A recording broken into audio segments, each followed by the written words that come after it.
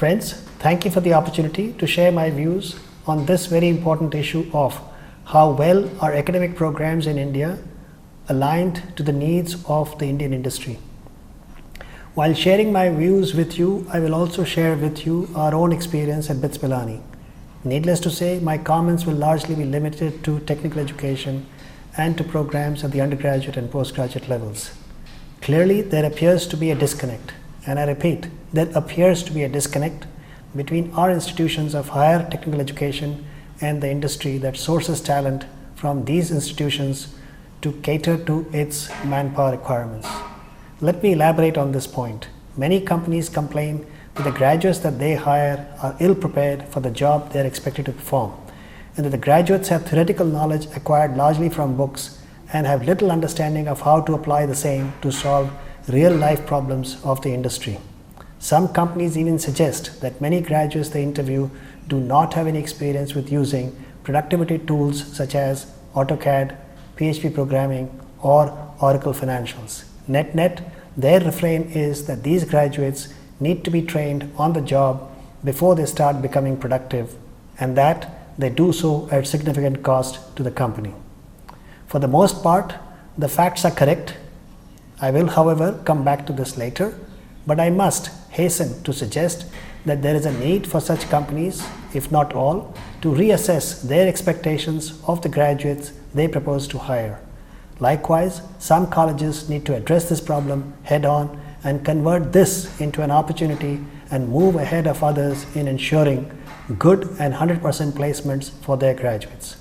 Several institutions such as BITS Pilani or the IITs have taken the stand that the institution's role is to train graduates in the fundamentals of an engineering discipline, expose them to the underlying science and mathematics of it, give to them hands-on training through lab exercise and or project work, and provide them access to the tools that students need in their labs. Very specifically, one would not arrange classes to formally train the students on how to use, for instance, AutoCAD, or how to configure routers or firewalls. These are left to students to learn and experience by themselves.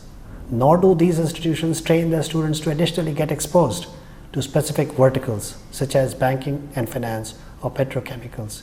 Their model of education is to not cater to specific job profiles in specific sectors, but to produce engineers who will find innovative solutions to problems for which solutions available today are less than acceptable, or to those problems that are yet to be identified.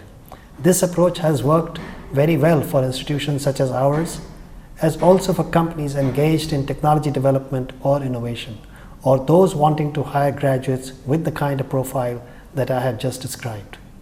Question: have they hit the ground running? I cannot be sure about that, but what is clear is that these graduates are quick to learn and begin contributing in every possible way. But more importantly, this approach will not work for many companies that expect new employees to become productive on day one. Excuse me. BITS Pilani has, as part of its curriculum, encouraged all its undergraduate and postgraduate students to undertake a 6-month industry internship under which students get to work on live projects under the mentorship of a company executive. Such internship gives students an opportunity to become skilled in the use of productive tools relevant to the industry, as also get exposed to sector-specific information. BITS has used this to its advantage for the past 33 years. Excuse me, for the past 33 years, with over 2,500 students participating in the program this year.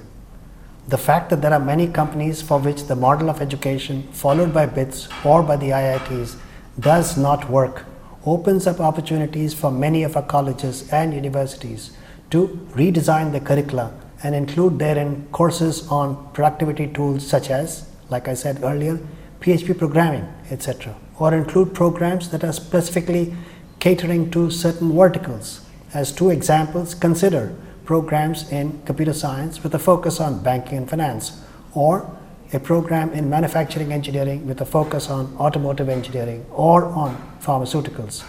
This will surely give colleges a leg up in placing their graduates with companies that cater to these specific verticals. Would that happen soon enough?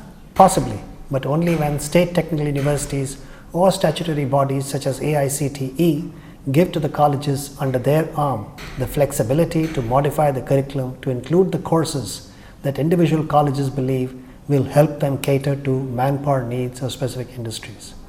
This is distinct from the current approach where a standardized curriculum is followed by all 300 or 400 colleges in a given state. And I might add, it does not change from one state to another. And worse, this is no different from the one followed by an IIT or BITS. In summary, colleges must innovate based upon the industry and companies that they wish to cater to, and this will happen only if AICTE and state technical universities wake up to the need and give colleges and universities the flexibility they deserve. Thank you for your attention.